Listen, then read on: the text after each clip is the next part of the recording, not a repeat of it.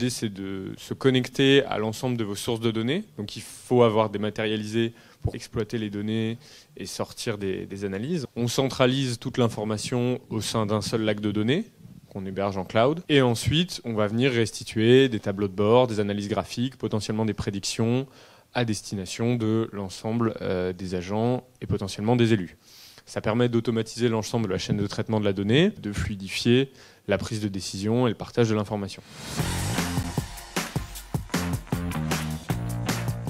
Moi, je voulais vous parler de comment est-ce qu'on pouvait utiliser ce genre de plateforme pour construire ce qu'on appelle un budget vert. Comment est-ce que, à partir de l'analyse de données, notamment financières, la collectivité pouvait mesurer son impact climatique et potentiellement corriger ou en tout cas progresser sur certains axes. Il y a une méthodologie qui a été développée par la Banque des Territoires et qui a été utilisée par l'État pour son budget 2021, qui consiste à, premièrement, déterminer le périmètre de l'analyse. Ensuite, on va classer les dépenses suivant plusieurs axes. La lutte contre le changement climatique, l'atténuation des effets du changement climatique, l'eau, les déchets, la pollution, la biodiversité. Pour une dépense, on va avoir 6 notes, on va dire.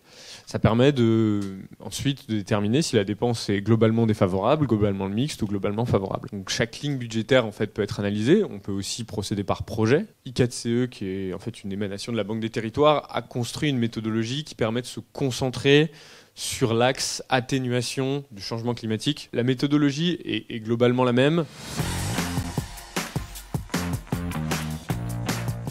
L'État a fait cette analyse-là sur le budget 2021. La photographie à l'instant T, surtout la première fois qu'on fait l'exercice, est intéressante, mais c'est surtout le fait de suivre dans le temps et de s'en servir dans la préparation budgétaire de l'année d'après pour se dire comment est-ce qu'on fait une fois qu'on a analysé nos données financières pour s'améliorer. L'État l'a fait, mais en fait, c'est tout à fait possible de le faire dans une collectivité.